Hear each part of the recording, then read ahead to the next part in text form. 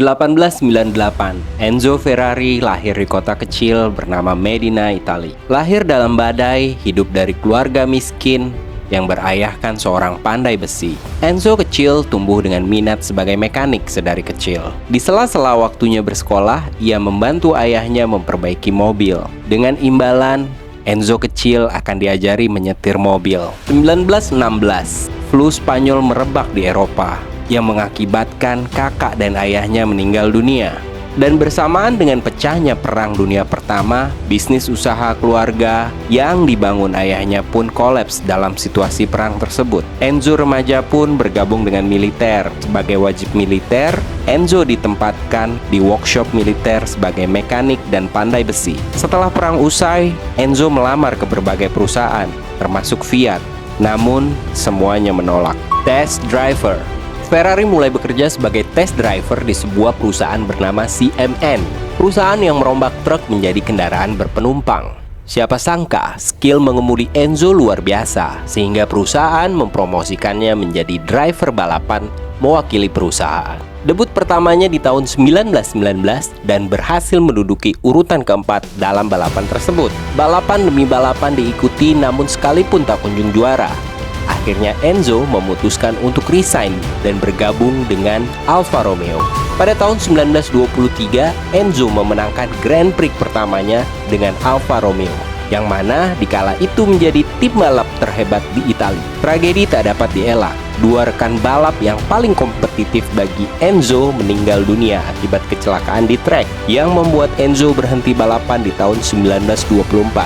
Dikarenakan Enzo sadar saat itu ia sudah menjadi seorang ayah. 1929, setelah mengikuti 41 Grand Prix dalam karir balapannya, Enzo Ferrari yang berumur 34 tahun membuat tim balap pertamanya dengan Alfa Romeo yang diberi nama Scuderia Ferrari. Scuderia Ferrari yang berarti dalam bahasa Inggris ialah kandang Ferrari. Ada fakta menarik di balik logo kuda jingkrak Ferrari tersebut. Seorang sponsor yang bernama Countess Baracca, ibu dari seorang anak yang bernama Francesco Baracca, yaitu seorang pilot pesawat tempur yang meninggal pada saat Perang Dunia. Sang putra Francesco Baracca memiliki logo kuda jingkrak di badan pesawatnya. Sejak itu, logo Alfa Romeo digantikan dengan logo Scuderia Ferrari. Logo Scuderia Ferrari sendiri yang berlatarkan kuning yang mewakili warna asal kotanya Ferrari, yaitu Modena. Tapi Ferrari bukan satu-satunya brand yang memiliki logo tersebut. Mereka harus berbagi dengan Porsche. Meskipun demikian, hanya Ferrari yang mendapatkan pengakuan dari sebutan kuda jingkrak. 1946, Enzo Ferrari pindah dari Modena ke Maranello setelah pabriknya diluluh lantahkan akibat perang. Sekali lagi Ferrari bangkit dari keterpurukannya, dan kali ini ia membangun mobilnya sendiri, yaitu dengan brand atas namanya sendiri. Kali ini tidak tanggung-tanggung, Ferrari langsung berhadapan dengan brand yang membesarkan namanya. Siapa lagi kalau bukan Alfa Romeo? Sekaligus memenangkan balapan dengan unitnya sendiri, serta mencatat beberapa rekor baru di dunia balapan. Namun harga yang harus dibayar cukup mahal untuk R&D sebuah mobil balap, sehingga perusahaan memutuskan untuk memproduksi secara massal unit-unit Ferrari kepada khalayak ramai. 1957, kecelakaan besar terjadi di arena balapan yang memakan korban jiwa sebanyak 11 orang. Enzo Ferrari didakwa oleh pengadilan sampai dengan kasusnya selesai di tahun 1961.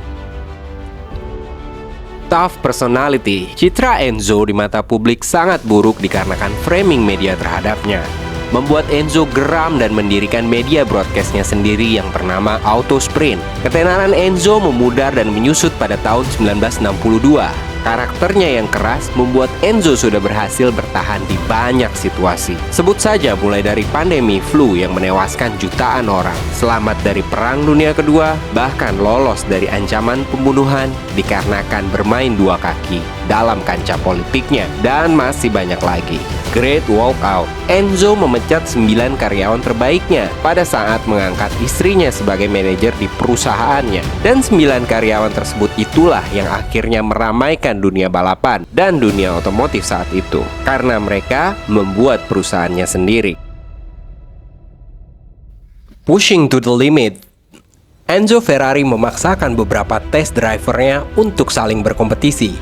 sehingga menewaskan sejumlah driver di track. Dan rumor ini merebak di kalangan media dengan framing Enzo sukses dibayar dengan nyawa. Dan dengan sifat Enzo seperti itu, ia melahirkan sejumlah musuh, mulai dari Henry Ford, Ferruccio Lamborghini, dan Carroll Shelby. Tentu saja pada akhirnya ketiga orang ini mengubah dendamnya menjadi sebuah mahakarya yang kita kenal hari ini. Akhirnya krisis keuangan di tubuh perusahaan Ferrari tak lagi dapat dihindari, yang memaksa perusahaan harus mencari mitra baru yang dapat menyelamatkan departemen balapannya. 1965, Fiat yang dulu pernah menolak lamaran kerja Ferrari kini malah menjadi mitra Ferrari dalam berbisnis dan membagi saham perusahaan menjadi 50-50. Dengan uang tersebut, Ferrari merakit sebuah proyek yang diberi nama mendiang almarhum anaknya pada tahun 1971, yaitu Ferrari Dyno. 1988, Ferrari meninggal dunia pada usia 90 tahun. Beruntung, ia masih sempat merayakan anniversary Ferrari yang ke-41 tahun sebelumnya, abad 21.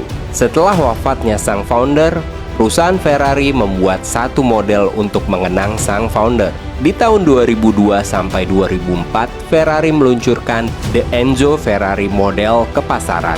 Dari 400 unit yang diproduksi, 399 diantaranya hasil penjualannya disumbangkan ke Vatikan Roma sebagai donasi. Tim Scuderia Ferrari terus berkontribusi di dunia balapan yang membawa Michael Schumacher menjuarai berbagai penghargaan di kancah Formula 1. Dan Ferrari menjadi ujung tombak pengembangan engineering dan teknologi sampai hari ini.